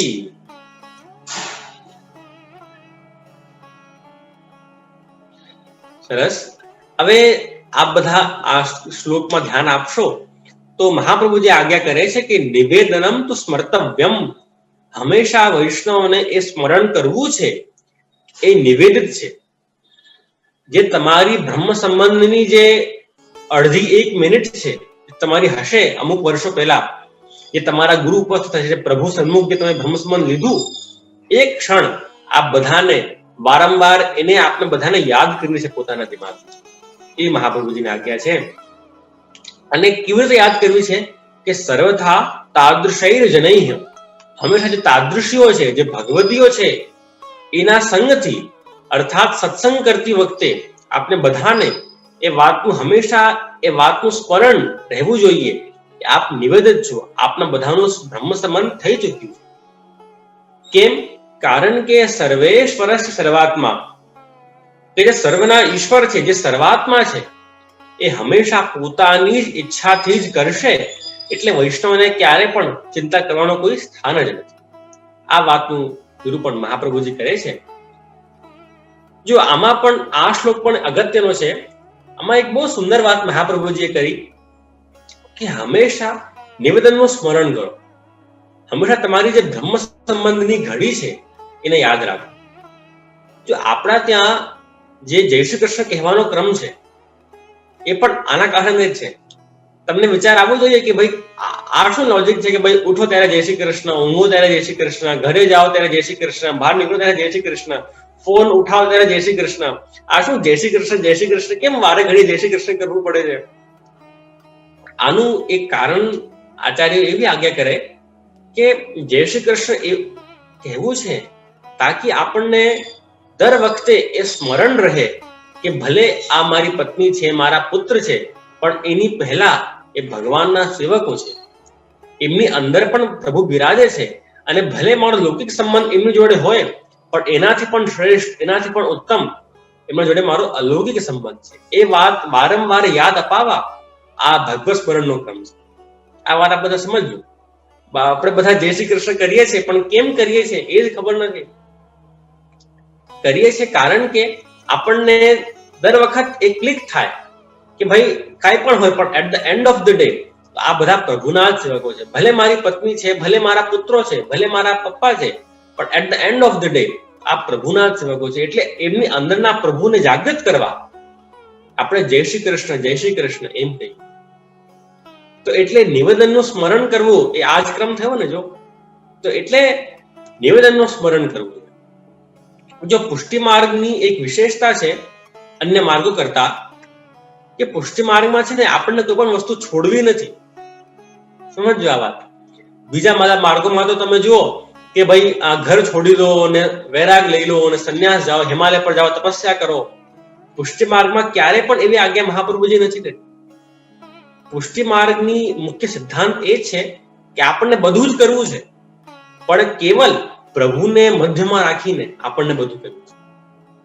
આનો અર્થ આ થયો કે સારા કપડા પણ પહેરવા છે, તો કેમ પહેરવા છે? તમે અમિતાભ બચ્ચન લાગો એના કારણે નથી પહેરવા, પણ પ્રભુને એનાથી આનંદ થાય, તમે પ્રભુ સન્મુખ જાઓ તો પ્રભુ તમને જોઈને રાજી થાય, એટલે સારા કપડાં પહેરવા. સારી હેરસ્ટાઇલ કરવી છે તો પણ હવે એમ નહીં કે તમે શાહરુખ ખાન લાગો એટલે, પણ પ્રભુ સામે આપણે વ્યવસ્થિત જઈએ એના માટે સારી હેરસ્ટાઇલ કરવી છે. સારું સંગીત શીખવું છે તો પણ એમ નહીં કે તમને બહુ મોટા મોટા પદ્મભૂષણ કે પદ્મશ્રી એવોર્ડ મળે, પણ તમારા સંગીતથી પ્રભુને આનંદ થાય એટલે સારું ગાવાનું પણ શીખવું છે. જો બધી જ વસ્તુ કરવી છે પણ કેવલ વચમાં પ્રભુને રાખી દેવું. હવે તમે જ કહો આનાથી વધારે પ્રેક્ટિકલ અને બ્રોડ માઇન્ડેડ માર્ગ બીજો કયો હોઈ શકે? બધા કહે કે જે પુષ્ટિ માર્ગ તો બહુ નેરો માઇન્ડેડ છે, એમાં તો બસ આઘા રહો, દૂર રહો એવું જ છે. અરે ભાઈ આવું નથી. તો આપણે બધા જાણતા નથી પુષ્ટિ માર્ગને, એટલે આપણા બધાના દિમાગમાં આ વાત ઘર કરી ગઈ છે. તમે મહાપ્રભુના તમે સિદ્ધાંતો જુઓ, એટલો બ્રોડ માઇન્ડેડ મહાપ્રભુનો કન્સેપ્ટ છે પુષ્ટિ માર્ગનો કે ન પૂછો વાત. એટલે હંમેશા નિવેદનનો સ્મરણ રાખ્યો છે, અને હંમેશા જે તાદૃશ્યો છે, જે સત્સંગીઓ છે, એમની જોડે મળીને આનું સ્મરણ કરવું છે. વૈષ્ણવ સત્સંગનો આપણા બધાના જીવનમાં બહુ જ મહત્વ. ઘણા લોકો એવું માનતા હોય કે સત્સંગ ભક્તિ એ આપણી તરફ આવતી તકલીફોને જ હટાવી દે છે. ઘણાના મનમાં આવું હોય કે સત્સંગ કરવાથી, સેવા કરવાથી અમને જીવનમાં કોઈ તકલીફ જ નહીં થશે. તો તમારા મનમાં પણ આ મિસકન્સેપ્શન હોય એ બધા કાઢી નાખજો. આજે થોડીક વાત અલગ લાગશે પણ હું તમને સમજાવું છું કેવી રીતે. સત્સંગ થયું, ભક્તિ થઈ, સેવા થઈ, આ તમારી તરફ આવતી તકલીફોને નથી હટાવતી. તમને જે ભોગવવું છે તો તમને ભોગવવું જ પડશે, પણ સત્સંગ અને ભક્તિ શું કરે છે કે એ તકલીફને તમે કેવી રીતે જુઓ છો, તમારું જે એ પરસેપ્શન છે, તમારો જે દૃષ્ટિકોણ છે એ તકલીફ પ્રત્યે, એ ભક્તિ અને સત્સંગ બદલી નાખે છે. બાકી તમે કર્મોના ભોગ ભોગવવા છે તો તમને ભોગવવા જ પડશે. તુલસીદાસજી રામચરિત માનસમાં કીધું, કોઉ ન કાહુ સુખ દુઃખ કરદાતા, નિજ કૃત કર્મ ફલ ભોગ હી સબ ભ્રાતા. કે આપણા કર્મોના ભોગ છે તો આપણને ભોગવવા જ પડે, તો કોઈ છુટકારો જ નથી. પણ કેવલ ભક્તિ અને સત્સંગ એ તમારી તરફ જે તકલીફો આવી, એ તમે એ તકલીફને કેવી રીતે જુઓ છો, તમારો દૃષ્ટિકોણ છે, તમારું પરસેપ્શન છે, એ સત્સંગ અને ભક્તિ બદલી નાખે છે. જે એવું થયું એક દિવસ એક વૈષ્ણવ કે બે ભાઈઓ હતા, એક આસ્તિક હતો અને એક નાસ્તિક હતો. બંને હાઈવે પર જતા હતા કાર લઈને, અને અચાનક એમની કારનો એક્સિડન્ટ થયો. હવે એક્સિડન્ટ થયો તો જે મોટો ભાઈ હતો એ નાસ્તિક હતો, એ ભગવાનમાં નહીં માનતો હતો. તો એને આ નાના ભાઈને કીધું, અરે યાર આ તારા ભગવાન કેવા છે, આજુ હાઈવે પર જો હજારો ગાડીઓ જાય છે અને આપણી ગાડી જોડે જ આવું થવું હતું, આપણને જ કષ્ટ ભોગવવું પડે, આપણે જ દુઃખી થઈએ છીએ, આપણને જ તકલીફો પડે છે, આ કેવા ભગવાન છે તારા? ત્યારે જે નાનો ભાઈ હતો એને કીધું, કાંઈ પણ હોય મોટા ભાઈ, આપણે આજે મરતા તો બચી ગયા. ભગવાનની આટલી તો દયા થઈ કે આપણે આજે જીવિત તો છીએ. હવે આમાં જુઓ તો સત્સંગ એ ભક્તિ એ આ ભાઈ પર આવતી તકલીફને નથી રોકી. જે એને તકલીફ મળી એ જ આને પણ મળી. બંને સેમ જ કારમાં હતા, બંને આગળની સીટ પર જ હતા, અને બંનેનો એક્સિડન્ટ થયો. એટલે જે ભોગવવું છે તો ભોગવવું જ પડશે, પણ એ ઘટનાને તમે કેવી રીતે એને તોલો છો, તમે મૂલ્યાંકન કેવી રીતે કરો છો, એ દૃષ્ટિકોણ આખો જે ભક્તિ છે એ તમારી બદલી નાખે છે. તો એટલે સત્સંગનું અને ભક્તિનું અગાધ મહત્વ છે. નિવેદનનું સ્મરણ રાખો. જો પ્રભુનું તમે સમર્પિત છો એ વસ્તુનું સ્મરણ રાખવું. અને હું તો કહું કે આપણા તો પ્રભુ જ એવા છે ને વૈષ્ણવ કે યાદ નહીં કરવા આવે ને તો પણ આવી જાય. એક બહુ સરસ શાયરી એક દિવસ મેં સાંભળી હતી કે नशा नशा लोग करते हैं, वह नशा भी क्या जो रात को किया और दिन में उतरे. नशा नशा लोग करते हैं, वह नशा भी क्या जो रात को किया और दिन में उतरे. नशा करना ही है तो एक बार मेरे गोवर्धन धर का करो, एक बार करोगे तो जिंदगी भर नहीं उतरे. નશો જ કરવાનો શોખ હોય, પ્રભુનો નશો કરીને જુઓ. જો કૃષ્ણની વ્યાખ્યા જ શું કરવામાં આવી શાસ્ત્રોમાં, કે કર્ષતિ ઇતિ કૃષ્ણ, કૃષ્ણ શું છે કે જે ખેંચે, જેને મન આપવું નહીં પડે, પણ જે ચુંબકની જેમ, જે મેગ્નેટની જેમ તમારા મનને પોતાની તરફ ખેંચી લે, એનું જ નામ કૃષ્ણ છે. અને એટલે તો આપણા ભગવદીઓએ ગાયું કે જાકો મન લાગ્યો ગોપાલ સો તાહી ઓર કેસે ભાવે હો. જેનું મન ગોપાલમાં લાગ્યું એ પછી આ જગત ભાવી જ કેવી રીતે શકે? લે કર મીન દૂધ મેં રાખો જલબિન સચું નહીં પાવે. સૂરદાસજીનું પદ છે આ, કે તમે માછલીને તમે લો અને તમે એને જળમાંથી કાઢીને દૂધમાં નાખો. ભલે દૂધ શ્રેષ્ઠ છે, પણ તમે જ કહો શું માછલી દૂધમાં રહી શકે? નહીં રહી શકે. એને તો જળ જોઈએ જીવા માટે. તો એવી રીતે ભગવદીઓને તો ભગવદ રસ મળી જાય, એનો પછી મન બીજે લાગી કેવી રીતે શકે? નહીં લાગી શકે ક્યારે પણ એનો. જો ભાગવતજીમાં વેણુ ગીત આવે છે, આપ બધાએ નામ સાંભળ્યું હશે વેણુ ગીત. એમાં એવું વર્ણન છે કે જયારે વેણુનાદ કર્યો ત્યારે એમાં એક શ્લોક છે, ગાવષ્ટ કૃષ્ણ મુખ નિર્ગત વેણુ ગીત પિયુષ મુક્ત ભીત કર્ણ પુટૈ પિબંત. કે જ્યારે પ્રભુ વેણુનાદ કર્યો ને ત્યારે ગાયો જે હતી એને પોતાના કાનો ઉપર કર્યા અને કર્ણરૂપી દોનામાં એ પ્રભુના રસનું ગ્રહણ ગાયોએ કર્યું. બીજી તો બધી વાત સમજ પડે, પણ અહીંયા જે શબ્દ વાપરવામાં આવ્યું કર્ણ પુટૈ પિબંત્યા, એ ગાયોએ પોતાના કાનરૂપી દડિયામાં એ ભગવદ રસનું ગ્રહણ કર્યું. હવે અહીંયા પ્રશ્ન થાય કે ભાઈ અહીંયા દડિયા શબ્દ કેમ વાપરવામાં આવ્યું? દોના, કટોરી વાપરતા, પાત્ર વાપરતા, કોઈ પણ શબ્દ વાપરી શકતા હતા. આ દડિયા કેમ વાપરવામાં આવ્યું? તો એનો અર્થ સુબોધની જે આદિમાં આપણા આચાર્યોએ કહ્યું કે જો દોના નું શું અર્થ થાય છે કે જો લૌકિક પાત્રો નોર્મલ સ્ટીલના વાસણો કે કેવા હોય કે તમે એમાં દાળ પીધી, સમજ્યા? હવે તમે દાળ પીધી અને તમે એને ધોઈ નાખી, તમે કાલે એમાં કઢી ભરી લો, ક્યાં વાંધો છે? પણ દોના, જેમાં બે રસ એક સાથે નહીં ટકી શકે, એનું જ નામ છે દોના. એક વખત એમાં દૂધ પ્રવેશ્યું, એક વખત એમાં દાળ પ્રવેશી, પછી એ બીજી બધી જ વસ્તુ માટે એ નકામો થઈ જાય.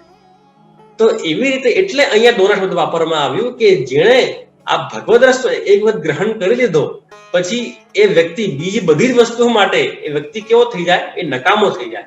એને પછી બીજે ક્યાંક મન જ નહીં લાગે. આ પ્રભુનું રસ જ એટલું શ્રેષ્ઠ છે. સૂરદાસજીએ ગાયું કે ખાટી છાછ કહા રુચિ માને સુર ખવૈયા ઘી કો. આ જગત રૂપી ખાટી છાછ અમને શું ભાવશે?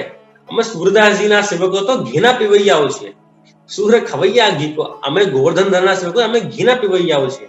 આ ખાટી છાછ રૂપી જગત અમને કેવી રીતે ભાવવાનું છે? એટલે નિવેદનમ તો સ્મર્તવ્યમ. પ્રભુ તો એવા છે કે યાદ કરવાની હોય ને તો પણ આવી જાય. તો એટલે અને સર્વથા તાદૃશૈર જ નહીં, જે ભગવદીઓ છે, જે સત્સંગીઓ છે, એમાં જોડે મળીને હંમેશા નિવેદનનું સ્મરણ રાખવું છે. કેમ?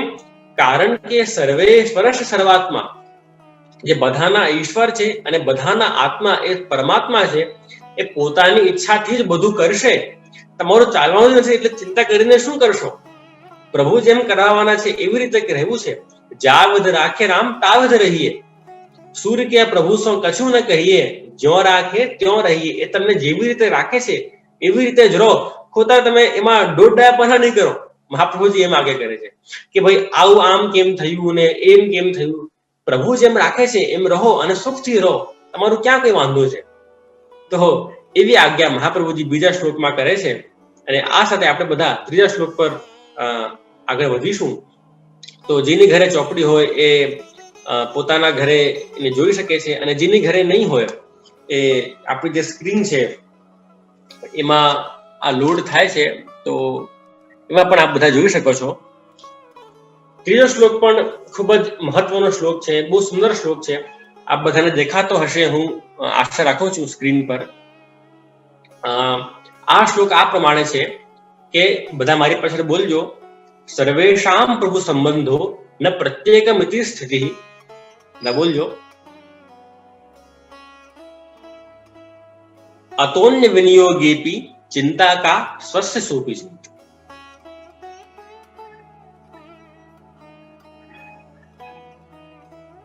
આ પણ શ્લોક ખૂબ અગત્યનો છે. મહાપ્રભુજી આજ્ઞા કરે છે કે સર્વેશામ પ્રભુ સંબંધો, કે પ્રભુ જોડે સંબંધ બધાનું જ છે. ન પ્રત્યેકમ ઇતિ સ્થિતિ, તમારા એકલાનું જ પ્રભુ જોડે સંબંધ નથી. જો આ શ્લોક કેમ મહાપ્રભુજી લખ્યું, ચિંતા શું છે આમાં? કે આપણને ચિંતા થાય કે ચાલો અમે તો પ્રભુની સેવા કરીએ છીએ, પણ અમારા દીકરાઓ, અમારી વહુઓ, એમનું મન પ્રભુમાં નથી. આ ચિંતા તમારા દેશમાં તો બહુ સ્વાભાવિક છે. તો એવામાં શું કરવું? તો મહાપ્રભુજી આજ્ઞા કરે છે કે કેવલ તમારું જ બ્રહ્મ સંબંધ નથી થયું. જ્યારે આપણે પ્રભુને સમર્પિત કરીએ છીએ આપણી જાતને, તો કેવલ તમારું નથી થતું, તમારા સમસ્ત પરિકરનો પ્રભુ સાથે સંબંધ થાય છે. એમાં આપણે શું બોલીએ છીએ? દાર, આગાર, પુત્ર, આપ્ત, કે અમારી દારા, અમારા પુત્ર, અમારું કુટુંબ, હું બધું જ આપને સમર્પિત કરું છું. એટલે કેવલ તમારું સમર્પણ નથી થયું, પણ તમારા સમસ્ત કુટુંબનો, તમારા સમસ્ત પરિકરનો પ્રભુમાં સંબંધ થયો છે. એટલે એ તમારા નથી, હવે એ પ્રભુના જ છે. હવે પ્રભુના દીકરા છે, પ્રભુની વહુ છે, પ્રભુના માતા પિતા છે. હવે એમને જેમ રાખવા હોય એવી રીતે એમને રહેવા દો. તમે ખોટા એમાં ડોડાપણા નહીં કરો. સિમ્પલ વાત. જો હું ઘણી વખત કહેતો હોઉં છું કે જીવનમાં છે ને, જજ બનીને નહીં જીવતા. બહુ દુઃખી થશો જીવનમાં. કે જજ બનીને નહીં જીવવાનું કે ભાઈ આ સરસ છે ને આ ખોટું. આ જજનું જે કામ છે ને, એ કોર્ટના જજને જ રહેવા દો. આપણે બધા જજ નથી જીવનમાં. આપણે બધા એટલે જજ બનીને જીવનમાં નહીં જીવતા કે ભાઈ આ વ્યક્તિ સારો છે કે આ વ્યક્તિ ખરાબ છે, કે આ ઠીક છે કે આ થોડોક સારો છે, આ થોડોક ખરાબ છે, આને આ સજા આપો, આને પેલી સજા આપો. હા, આપણું કામ નથી. જીવનમાં કેમ આપણને બધું એક જેવું જ કરવું છે કે મારા જેવા લોકો હોય તો જ એમની જોડે બેસું, મારા જેવા લોકો હોય તો જ મારી મિત્રતા, બાકી મારી દુશ્મની. આપણને કેમ બધું એક જેવું જ કરવું છે? જીવનની જે વિચિત્રતા છે, જીવનનું જે વૈવિધ્ય છે, એનો આનંદ લેતા શીખો. પ્રભુની જ આજ્ઞા છે. એકો હમ બહુશ્યામ પ્રજાએ, છાંદોગી ઉપનિષદમાં પ્રભુએ જ આજ્ઞા કરી છે કે હું એક છું, પણ મારી એવી ઈચ્છા છે કે હું ઘણી રીતે આ સંસારમાં આવું. આ વિવિધતાની ઈચ્છા પ્રભુની છે. આ જે વિચિત્રતા છે, જે વિવિધતા છે, એનો આનંદ લેતા શીખો ને. કેમ તમને બધું એક જેવું જ કરવું છે કે મારા જેવા જ આ હોવા જોઈએ ને મારા જેવા જ આ હોવા જોઈએ ને મારા જેવા જ મિત્રો હોવા જોઈએ? આવું કેમ કરવું છે? એટલે સર્વેશામ પ્રભુ સંબંધો, બધાનું જ પ્રભુ જોડે સંબંધ છે, તમારા એકલાનું નથી. એટલે જો એ લોકોનું અન્યમાં વિનિયોગ થતો હોય, જો તમારા દીકરાનું મન સેવામાં નહીં હોય પણ જો ધંધામાં વધારે હોય તો થવા દો, કઈ વાંધો નથી એમાં. કારણ કે એ ધંધા પણ એ પ્રભુનું જ તો છે. કારણ કે કણકણમાં ભગવાન બિરાજમાન છે, એટલે ધંધો પણ એ પ્રભુ છે.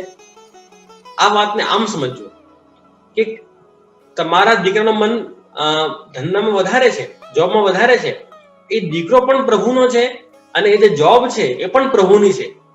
હવે તમારી ચિંતા કરવાનું સ્થાન આમાં આવ્યું તો ક્યાંથી આવ્યું? મને કહો. કોઈ સવાલ જ નથી. એટલે આનું ટેકઅવે આ શ્લોકનું એ થયું કે ક્યારે પણ આ બધા એ ઘરમાં ક્લેશ નહીં કરશો. કેવો ક્લેશ નહીં કરશો? પોતાના પરિવારજનો જોડે કેમ તમે સેવામાં નથી આવતા, ક્લેશ નહીં કરશો. જો હંમેશા પ્રયત્નો કરવા છે, પ્રયત્નની કદાપી ના નથી, પણ ક્લેશ હંમેશા ક્યારે પણ વૈષ્ણવ ક્લેશ નહીં કરતા. ક્લેશ કરશો ને તો ઉલટાનું એ લોકો તમારા સેવાથી દૂર જશે, એ લોકો પાસે નહીં આવશે, એ લોકો દૂર જશે. સ્વતઃ ઘરમાં એવો માહોલ કરો, એ લોકોને બતાવો કે અરે જો બેટા, આ પ્રભુ તો કેવા સુંદર, પ્રભુનો શૃંગાર કેવા સુંદર થાય, તું પણ જો ક્યારેક આવ, તને કેવો આનંદ આવે છે પ્રભુની સેવામાં. અરે જો પ્રભુને કેટલી સુંદર સુંદર સામગ્રીઓ આવે, તું પણ ક્યારેક આવ, તને પણ આનંદ આવે છે પ્રભુની સામગ્રી સિદ્ધ કરવા. એવો માહોલ ઘરમાં ઉત્પન્ન કરો. એ જબરદસ્તી ઠોકી પીઠીને લાવશો ને તો પ્રભુ એ છોકરાઓ નથી આવવાના સેવામાં, ઉલટાના એ લોકો દૂર જશે. હવે શું થઈ ગયું છે સૌરાષ્ટ્રમાં અને ઘણા અમેરિકા અને કેનેડામાં પણ એવી હાલત થઈ ગઈ છે કે ઘણાને છે ને પોતાની વૈષ્ણવતાનો ઘણો ગૌરવ આવી ગયો છે. એક મિલ્ખા સિંહનો એક પ્રસંગ છે કે મિલ્ખા સિંહ કરીને એક બહુ મોટા રનર છે ઇન્ડિયામાં, મેરેથોન રનર છે. હવે એમના ઘરે એક દિવસ રાત્રે ચોરી થઈ તો હવે ચોર બધું પેક કરીને ચોર જતો હતો, ત્યાં કઈ એનાથી ગડબડ થઈ તો બધા જાગી ગયા. આ મિલ્ખા સિંહ પણ હતા અને આજુબાજુના આડોશી પાડોશી બધા જાગી ગયા. અને જે મિલ્ખા સિંહ હતા, અરે ચોર હતો, એ ચોરી કરીને બધું સામાન હતો એને લઈને પોટલી વાળીને એ દોડતો હતો. અને આ બધા પણ 15-20 લોકો એની પાછળ દોડતા હતા. મિલ્ખા સિંહ પણ હતો એની પાછળ. હવે ગામ વાળાએ કોઈ યાદ અપાવ્યું કે અરે મિલ્ખા સિંહ, તું તો આટલો મોટો રનર છે, એ તો આટલી મોટી મોટી મેરેથોન જીતી છે, તારામાં આટલું સામર્થ્ય નથી કે તું આ નાનકડા ચોરને પકડી શકે. એક ગામ વાળાએ મિલ્ખા સિંહને કીધું. ત્યારે મિલ્ખા સિંહને યાદ આવ્યું કે હા, હું તો બહુ મોટો રનર છું. અને ત્યારે એવું કહેવાય છે, આ સત્ય ઘટના છે, એ મિલ્ખા સિંહ એટલો તેજ દોડ્યો કે ચોર હતો એ તો રહી ગયો પાછળ, અને આ મિલ્ખા સિંહ નીકળી ગયો ચોરથી પણ આગળ, પોતાનું સામર્થ્ય દેખાડવા કે હું કેટલો મોટો રનર છું, હું કેટલી તેજ દોડી શકું છું. એટલે પકડવો તો ચોરને, પણ એ પોતાનું સામર્થ્ય દેખાડવામાં એ ચોરથી પણ આગળ નીકળી ગયો. મારું કહેવાનું તાત્પર્ય એ છે કે ઘણી વખત સારા વૈષ્ણવ બનવાની હોડમાં, હું તો કહીશ કોમ્પિટિશનમાં, વૈષ્ણવો એટલા દોડે છે, એટલી તેજ દોડે છે, એટલા ફાસ્ટ દોડે છે કે જે મહાપ્રભુના જે સિદ્ધાંતો છે, જે શ્રી વલ્લભના સિદ્ધાંતો છે, તો રહી જાય છે પાછળ. અને આ બધા વૈષ્ણવ નીકળી જાય છે આ સિદ્ધાંતોથી પણ આગળ. તો એ વાતનું આપ બધા ધ્યાન રાખજો કે એવું નહીં થાય કે મહાપ્રભુજીના સિદ્ધાંતો હંમેશા શ્રેષ્ઠ રહેવા જોઈએ, એમની આગળ આપણને નથી નીકળવું. તો એટલે હઠ નહીં કરવું કે ભાઈ હું જ શ્રેષ્ઠ વૈષ્ણવ છું, આ સત્સંગ મારા વગર ચાલી જ નહીં શકે, આવી જે હઠ હોય છે ઘણાના મનમાં, એ નહીં કરવું. કે પ્રભુ જ બધું કરે છે એ વાતનું હંમેશા આપ બધા એ વાત યાદ રાખજો. એટલે હઠ નહીં કરવાની ક્યારે. મહાપ્રભુજી આગે કરી વિવેક ધૈર્યાશ્રયમાં કે હઠસ ત્યાજ્યાષ્ટ સર્વથા, હંમેશા વૈષ્ણવ અને હઠનો ત્યાગ કરવો, હઠ ક્યારે પણ નહીં કરવી. હઠ કરશો ને વૈષ્ણવ, તો જેમ મેં આ બધાને કીધું કે તમારા પરિવારજનો, તમારી સ્વજનો તમારા એ સેવાથી દૂર થઈ જશે. હવે એક દિવસ તો પ્રસંગ છે ને કે હું એક વૈષ્ણવના ત્યાં ગયો અને ત્યાં પધરામણી હતી મારી, તો ત્યાં સમસ્ત પરિવારમાં ઉપસ્થિત હતો. બા હતા બહુ ઉંમરવાળા, પધરામણી થઈ એટલે બાએ વિનંતી કરી કે જજે આપ પ્રભુના રૂમમાં પધારો, આપ દર્શન કરો, પ્રભુના રાજગૃહના દર્શન ખુલ્યા છે. તો મને બહુ આનંદ થયો કે ચાલો પ્રભુના દર્શન થશે. અને ત્યાં હું અંદર ગયો તો ત્યાં એક નાનો બાળક, એ તો ગ્રાન્ડ ડોટર એની હતી બાની. તો એને મેં પૂછ્યું કે બેટી આ કોણ છે જે બિરાજે છે પ્રભુ, એ કોણ છે? તો એને કીધું કે જે આ તો મારી બાના ઠાકોરજી છે. શું કીધું એને? કે જે આ તો મારી બાના ઠાકોરજી છે. મને બહુ દુઃખ થયું કે હજી સુધી એના મનમાં એ વાત નથી કે આ મારા પ્રભુ છે. એને શું કીધું? આ તો મારી બાના પ્રભુ છે. પુષ્ટિ માર્ગમાં મ પ્રભુ શ્રી ગિરિરાજધારી વગર પ્રભુની સેવાનું ફળ ક્યાંથી મળશે? જ્યાં સુધી તમને એવો ભાવ નહીં થાય કે આ પ્રભુ મારા છે, ત્યાં સુધી તમને પુષ્ટિ માર્ગનું ફળ જ કેવી રીતે મળશે? તો તમે હઠ કરશો, તમે એવું કરશો, અરે ભાઈ આઘારો અને દૂર જાઓ, આવું થવાનું છે. એટલે આવું નહીં કરતા.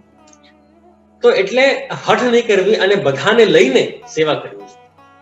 જો આપણા આચાર્ય એક શ્લોક લખ્યું કે ભાર્યાદિ અનુકૂલ ચેત કારયેત ભગવદ ક્રિયા, ઉદાસીને સ્વયં કુર્યાત પ્રતિકૂલે ગ્રહમ તેજ. કે જો પત્ની અનુકૂલ હોય તો એનાથી પ્રભુની સેવા કરાવડાવો.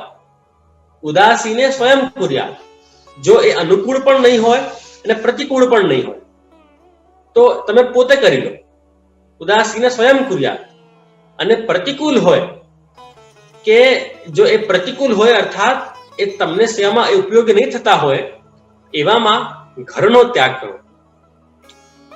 ઘરનો ત્યાગ કરો એ લિટરલ સેન્સમાં એવું નથી કે ઘર છોડી દો, પણ એ સેવામાં તમને મદદરૂપ થશે એ વાતનો એ જે મોહ છે એમનાથી એ છોડી દો, પોતે સેવા કરો, એવું અર્થ થયું. એટલે પુષ્ટિ માર્ગ તો બધાને સાથે લઈ જવાનો માર્ગ છે. મોદીજી કહે છે ને અમારા કે સબકા સાથ સબકા વિકાસ, એવો જ કન્સેપ્ટ પુષ્ટિ માર્ગનો પણ છે. એકલા પ્રસાદ પણ નથી લેવો અને એકલા સેવા પણ નથી કરવી. પ્રસાદ પણ બધાને મળે, બધાને સાથે લો બધાની પ્રસાદ, એવો પુષ્ટિ માર્ગનો કન્સેપ્ટ છે. જો આના પ્રતિપાદનમાં વેણુ ગીતમાં એક શ્લોક આવે છે કે જ્યાં પ્રભુએ ફરી વિડુનાદ કર્યો તો જ્યાં હિરણો પ્રભુના દર્શન કરવા આવ્યા તો ધન્યાસ્તુ મૂઢમતયોપી હિરણ્ય એતા આયા આનંદનંદનમ ઉપાત્ર વિચિત્ર વેશમ આકર્ણ વિરુણિતમ સહકૃષ્ણ સારાહ પૂજામ દુર્વિરચતામ પ્રણયાવલોકઈ. બહુ સુંદર એક શ્લોક છે કે જ્યારે પ્રભુ વિરુનાદ કર્યો ત્યારે જે હિરણો છે એ પ્રભુના દર્શન માટે આવ્યા, અને આવ્યા તો પણ કેવી રીતે આવ્યા? એ સહકૃષ્ણ સારાહ આવ્યા. એ એકલા એકલા નથી આવ્યા, પોતાના સમસ્ત પરિકરને લઈને એ પ્રભુના દર્શન માટે આવ્યા છે. એટલે એનો ટેકઅવે મહાપ્રભુજી એમ આગે કરે છે સુબોધિનીજીમાં કે આપણને પણ સેવા કરવી છે તો બધાની જોડે સેવા કરવી છે. એકલા એકલા સેવા પણ નથી કરવી અને એકલા એકલા મોહનથાળ પણ નથી ખાવા. બધાને લઈને બધું કરવું છે. તો એટલે બધાનો પ્રભુ જોડે સંબંધ છે, તમારા એકલાનું નથી. એટલે એ લોકોનું મન બીજે ક્યાંક લાગતું હોય તો જો પ્રયત્ન જરૂર કરવા છે, પણ એ હઠ નથી કરવી. અરે સેવામાં આવો, અરે તું આ કેમ નથી કરતો, અરે તિલક કર, અરે ધોતીબંડી પહેર, આ હઠ નથી કરવું. એ લોકોનું સ્વતઃ મન પ્રભુમાં લાગશે. તુજ સંગે કોઈ વૈષ્ણવ થાય તો તું વૈષ્ણવ સાચો, તારો સંગન રંગન લાગે ત્યાં લખી તું કાચો. આપણે તો કેવા કામ કરીએ છીએ કે વૈષ્ણવ જે બિચારા આવતા હોય એ પણ દૂર થઈ જાય પુષ્ટિ માર્ગથી. એવા કામ નથી કરવા. સાચા વૈષ્ણવ તો કોણ? કે તુજ સંગે કોઈ વૈષ્ણવ થાય તો તું વૈષ્ણવ સાચો. તમારી પર્સનાલિટી જ એવી હોવી જોઈએ કે લોકોને થાય એવી આદર્શની જો વૈષ્ણવ સમાજમાં જરૂર છે કે જેને લોકોને જોઈને લોકો પ્રેરિત થઈ શકે કે બનવું છે તો આમના જેવું બનવું છે. એવા વૈષ્ણવો, એવા આદર્શો સમાજમાં ઉપસ્થિત કરો, એવા આદર્શો સમાજમાં મૂકો કે તમે પોતાના દીકરાને એ બતાવી શકો કે જો સાચા વૈષ્ણવ તો આવા હોય. એને પણ ઈચ્છા થાય કે ના ભાઈ બનવું છે, હમણાં જેવું બનવું છે. સમાજમાં હંમેશા શ્રેષ્ઠ વ્યક્તિઓની હંમેશા જરૂર હોય છે. આ વાત આપ બધા ધ્યાનથી સમજજો. ગીતાજીમાં, ભગવદ્ ગીતામાં પ્રભુએ આજ્ઞા કરી 3જા અધ્યાયમાં કે યદ્યદાચરતે શ્રેષ્ઠ તત્તદેવેતરો જનઃ સત પ્રમાણમ કુરુતે લોકસ્તવેનું વર્તતે. કે જે રીતે સમાજના શ્રેષ્ઠ વ્યક્તિઓ આચરણ કરે છે ને એનું જ અનુકરણ, એને જ ફોલો સમાજના અન્ય લોકો કરતા હોય છે. જો તમને ઉદાહરણ આપું કે તમારી ઘડિયાળ હોય, તમારી રિસ્ટ વોચ હોય, કોઈ એક વ્યક્તિની ઘડિયાળ બગડે ને તો વાંધો નથી, ચાલે, એ એક પર્ટિક્યુલર વ્યક્તિ ખોટા ટાઈમ પર પહોંચશે. પણ જ્યારે સામાજિક સ્તરો પર લાગેલી ઘડિયાળ, પબ્લિક પ્લેસીસ પર લાગેલી ઘડિયાળ, રેલવે સ્ટેશન પર, એરપોર્ટ પર લાગેલી ઘડિયાળ બગડે છે ને ત્યારે લાખો લોકો દિગ્ભ્રમિત થઈ જાય. અર્થાત જ્યારે સમાજનો કોઈ નાનો વ્યક્તિ બગડે ત્યારે એટલી ચિંતા નથી સમાજને, પણ જ્યારે સમાજના શ્રેષ્ઠીઓ બગડતા હોય છે ત્યારે અમે લોકો બગડીએ, ધર્મગુરુઓ બગડીએ, નેતાઓ બગડે, આચાર્યો બગડે, ત્યારે સમાજને બહુ જ મોટું નુકસાન થાય છે. એટલે અમારા ઉપર એ બહુ મોટી રિસ્પોન્સિબિલિટી છે, અમે ઢંગથી રહીએ. એટલે કહેવાનો મારો તાત્પર્ય એ છે કે હઠ કરશો ને તો લોકો દૂર થશે. એના કરતા એવા તમે જ ઉદાહરણ એવા સમાજમાં મૂકો કે જેને જોઈને યુવા પેઢી એને આદર્શ માનીને એનો ફોલો કરી શકે કે ના ભાઈ બનવું છે તો રમેશભાઈ જેવા બનવું છે, બનવું છે તો આમના જેવું બનવું છે. એવા શ્રેષ્ઠ વ્યક્તિઓ, એવા શ્રેષ્ઠ વૈષ્ણવ સમાજમાં ઉપસ્થિત કરો. આ હઠ કરીને લોકોને દૂર નહીં કરો સમાજથી. તુજ સંગે કોઈ વૈષ્ણવ થાય તો તું વૈષ્ણવ સાચો, તારો સંગન રંગન લાગે ત્યાં લગી. તમારો ઓરા જ એવો હોવો જોઈએ કે લોકો તમારી તરફ આકર્ષાઈ જાય કે ના ભાઈ બનવું છે, આમના જેવું બનવું છે. એવા વૈષ્ણવ બનો. તો આ પ્રમાણે 3જો શ્લોક થયો. હવે 4થો શ્લોક, હું સમય ઓછો છે પણ જે થોડુંક સમય છે 4-5 મિનિટ, એમાં મારો પ્રયાસ રહેશે કે ટૂંક સમયમાં એની થોડીક ચર્ચા આપણે બધા કરી લઈએ. જે 4થો શ્લોક છે એ પણ ખૂબ સરસ શ્લોક છે. જેની ઘરે પુસ્તક હોય એ ઘરે જોઈ શકો છો, જેની પાસે નહીં હોય એ સ્ક્રીન શેરિંગમાં આપ બધા જોઈ શકો છો. એ શ્લોક આ પ્રમાણે છે કે અજ્ઞાનાદ અથવા જ્ઞાનાદ કૃતમાત્મ નિવેદનમ યૈહ કૃષ્ણ સાત્વિત પ્રાણૈ તેષામ કા પરિદેવના. આપણે બધાને શ્લોક દેખાતો હશે સ્ક્રીન પર કે મહાપ્રભુજી આજ્ઞા કરે છે કે જે લોકોએ પોતાનું બ્રહ્મ સંબંધ અજ્ઞાનથી કર્યું છે અથવા જ્ઞાનથી કર્યું છે એ લોકોનું પણ પ્રભુમાં સમર્પણ થયું છે અને થયું છે. આ પ્રોબ્લેમ છે ને, ઘણી ઇન્ડિયામાં ઘણું આ પ્રોબ્લેમ હોય કે માતા પિતા શું કરાવે કે બહુ નાના હોય ને દીકરાઓ, ત્યારે એ લોકોનું બ્રહ્મસંબંધ કરાવી દેતા હોય, 3 વર્ષના 4 વર્ષના. હવે મોટા થઈને એને રિયલાઇઝ થાય કે ભાઈ, જયારે મારું બ્રહ્મસંબંધ થયું ત્યારે તો મને કઈ ભાન હતું નહીં કે મેં શું વચનો પ્રભુને આપ્યા, તો શું એ મારો બ્રહ્મસંબંધ વેલિડ છે કે નથી વેલિડ? આ ચિંતા ઘણાને થાય. તો મહાપ્રભુજી એ ચિંતાનું નિવારણ કરે છે કે અજ્ઞાનથી થયું હોય સંબંધ કે જ્ઞાનથી થયું હોય, એમાં કોઈ ફરક પડતો નથી. તમારું પ્રભુ જોડે સંબંધ થયું છે અને થયું છે. હવે જો પેરાસિટામોલ દવાઈ આવે, ડોક્ટરને ખબર હોય કે એમાં શું શું કેમિકલ્સ એમાં આવે, એમાં શું શું બધા લિક્વિડ્સ ને બધા સોલ્યુશન્સ એમાં આવતા હોય, પણ આપણને નથી ખબર કે એમાં શું આવે. તો શું હવે પેરાસિટામોલ ડોક્ટર ખાય ફીવરમાં અને આપણે ખાઈએ તો શું એમાં એ ફરક થશે બંનેની અસરમાં? કહો મને. નહીં થાય. તો જે ડોક્ટરને એ દવાઈ અસર કરશે એ જ આપણને પણ અસર કરવાની છે. તો એટલે તમારું સંબંધ જ્ઞાનથી થયું છે અર્થાત અજ્ઞાનથી થયું છે, કોઈ ફરક પડતો નથી. તમે નથી જાણતા કે તમે પ્રભુને શું વચનો આપ્યા, પણ તમે જેને પોતાને સોંપ્યા છે તો જાણે છે ને કે તમે શું વચનો આપ્યા છે. એ તમારું હંમેશા ધ્યાન રાખવાનું છે. એટલે એવી ચિંતા નહીં કરતા. એટલે ફરી આમાં પણ હું આ બધાને એક આજ્ઞા કરીશ કે દીકરાઓને, તમારા પુત્રોને, તમારી પુત્રીઓને એવું નહીં કહેતા કે ભાઈ તું મોટો થઈ જા તો બધું સમજી લે પછી તને બ્રહ્મસંબંધ અપાવીશ. એવું નહીં સમજતા. હવે કોઈ વ્યક્તિ હોય એ કહે કે ભાઈ મને પાણીમાં તરતા આવડે પછી હું સ્વિમિંગ પુલમાં ઉતરીશ, તો શું એ ક્યારેક સ્વિમિંગ શીખી શકે? નહીં શીખી શકે. એને પાણીમાં ઉતરવું પડશે, 2-4 છક્કાઓ મારશે, એ ડૂબશે પણ 1-2 વખત, ત્યારે જઈને એને સ્વિમિંગ કરતા આવડશે. તો એવી રીતે બ્રહ્મસંબંધ લેવડાવી દો, પછી ધીરે ધીરે પ્રભુ કૃપા કરશે તો શીખશે. એવી રીતે પ્રભુ પુષ્ટાવાની પણ વાત. ઘણા લોકો કહેતા હોય કે અમને પ્રભુની સેવા આવડી જાય પછી પ્રભુની સેવા કરીશું. આ તો ક્યારેય સંભવ નથી થવાનું. તમે પાણીમાં ઉતરો, પાણીમાં કૂદો, તમે છક્કારો મારીને સ્વિમિંગ તમને આવડવાની છે. તો એવી રીતે બ્રહ્મસંબંધ તમારા દીકરાઓને, દીકરીઓને લેવડાવી દો. 10 વર્ષની ઉંમર, 10-12 વર્ષની ઉંમર એક આઈડિયલ ઉંમર રહે છે. તો આ શ્લોક પછી એને આપણે ચર્ચા કાલે હજી વિસ્તારમાં કરીશું. તો મૂળ આની વાત, આ શ્લોકની વાત આજે આ જ છે કે અજ્ઞાનથી થયું હોય સંબંધ કે જ્ઞાનથી થયું હોય, પ્રભુ તમારો અંગીકાર કરશે અને કરશે. આ સિમ્પલ વાત આ શ્લોકની થઈ છે. તો આ પ્રમાણે આજે આપણા લગભગ ચોથો શ્લોક તો સંપૂર્ણ તૈયાર થયો નથી, પણ જે આપણે ખાલી જે એનો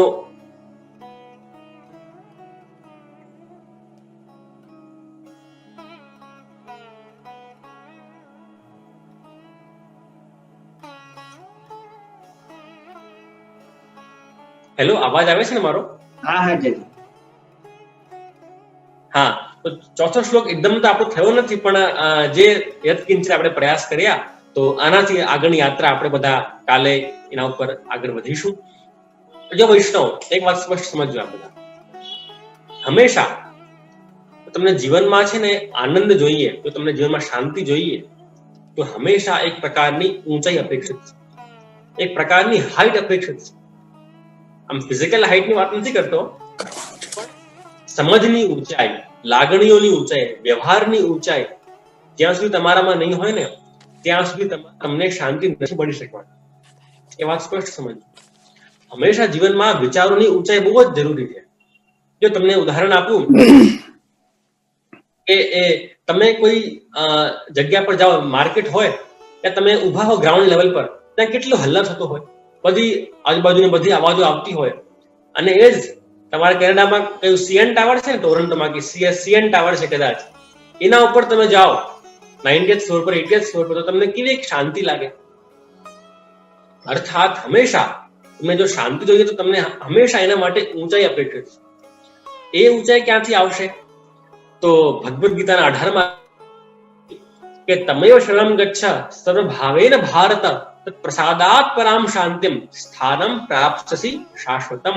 કે હે અર્જુન, તું મારા શરણે આવ, તું મને જાણ, અને આના સિવાય તને શાંતિ મેળવવાની